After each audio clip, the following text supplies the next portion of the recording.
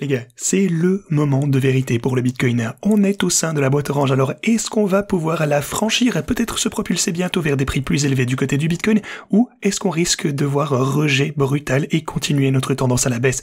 Eh bien les gars, aujourd'hui il faut que je vous parle de ce que j'imagine qui pourrait se passer par la suite. J'ai quelques graphiques très importants que j'aimerais passer en revue avec vous, ainsi que bien d'autres choses, alors assurez-vous de rester du début jusqu'à la fin de cette vidéo pour les infos. Bienvenue à tous, je m'appelle Maxime et je vous apporte chaque jour des nouvelles vidéos en français sur les crypto-monnaies en vous apprenant comment vous faire de l'argent sur ce marché.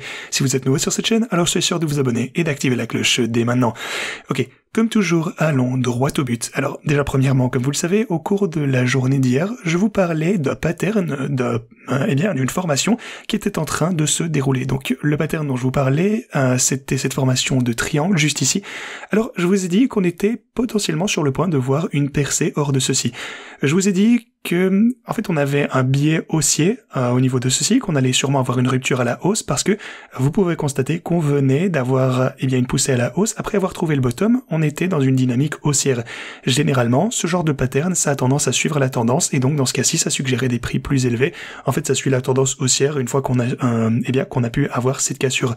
Donc même s'il s'agissait d'une formation assez intéressante, ce qui en soi est assez bearish, regardez le triangle lui-même, en fait, pour le coup, c'est plus bearish que bullish. Cependant, le fait qu'on venait d'une dynamique haussière, comme je vous en parlais dans la vidéo d'hier, ensuite qu'on est consolidé, eh bien ça m'a donné ce biais haussier, donc je pensais qu'on allait franchir ceci à la hausse, ce qui s'est passé. Voilà, ça a été le cas, on a franchi de manière assez significative, vous pouvez bien sûr voir qu'on a eu les 62 000 $ pour nous propulser vers les 64 000. Bien sûr, cependant, la boîte orange ici, eh bien comme on pouvait s'y attendre, s'est avérée être une grosse résistance, vous pouvez voir qu'on est juste au bord supérieur actuellement, on a essayé de franchir à plusieurs reprises, mais toujours sans succès.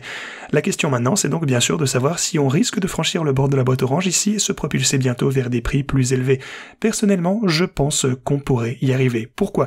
Parce que si vous prenez un petit peu de recul, si on dézoome, vous pouvez voir qu'on a une tendance extrêmement haussière ici, ok?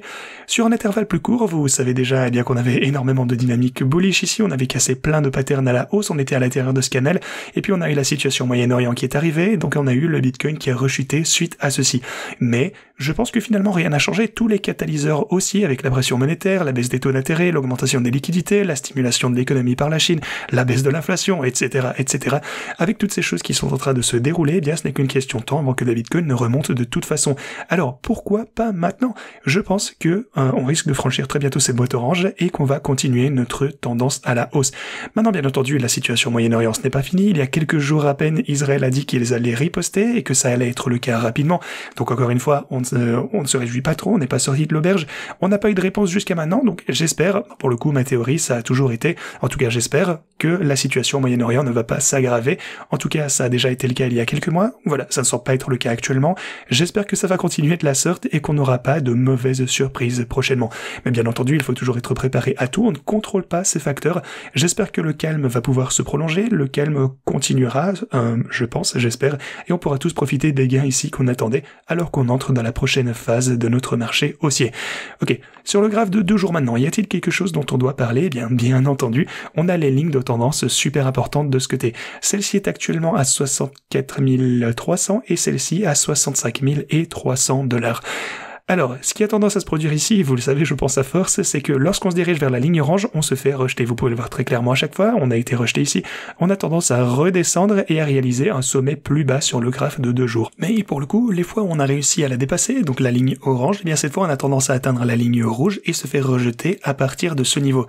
Donc si jamais on pouvait franchir ceci, eh bien la plupart du temps, ça nous indique qu'on ne franchira peut-être pas la ligne rouge. Si on franchit l'orange, peut-être qu'on aura une petite poussée et puis recommencer à descendre.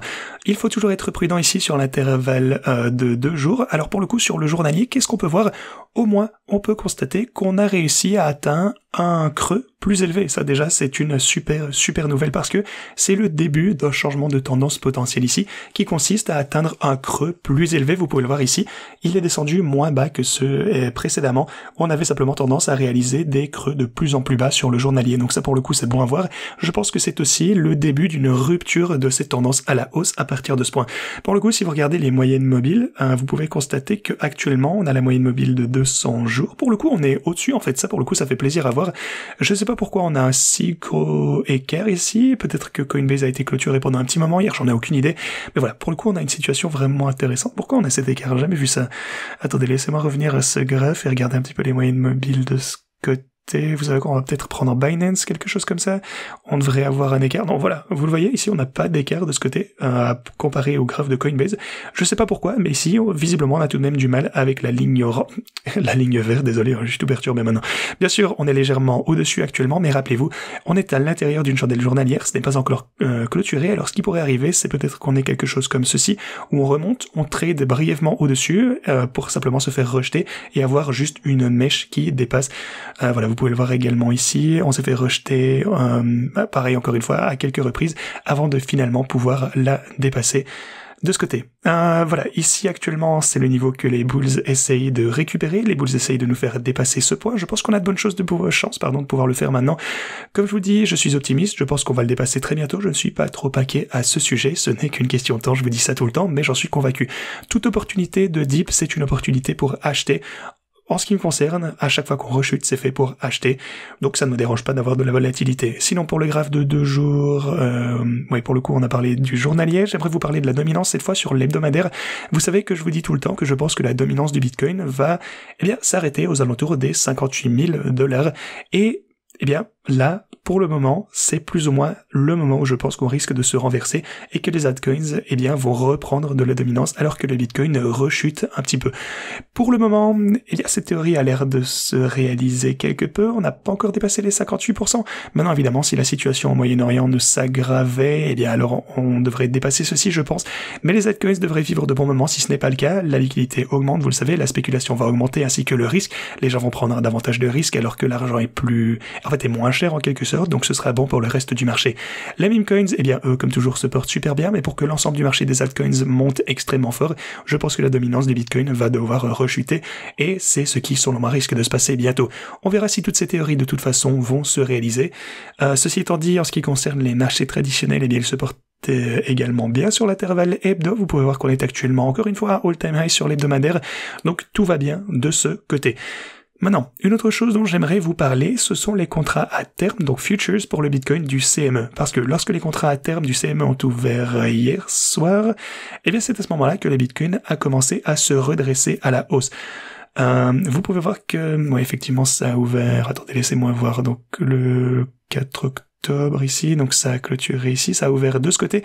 Donc les marchés traditionnels aux États-Unis se sont ouverts juste ici, puis on a augmenté, et c'est vraiment ceci qui a poussé le Bitcoin à prendre la tête de ce rallye à la hausse. Ensuite, pour le coup, actuellement, on assiste à un petit pullback, rien de bien sévère, mais j'aimerais surtout vous parler de la semaine dernière.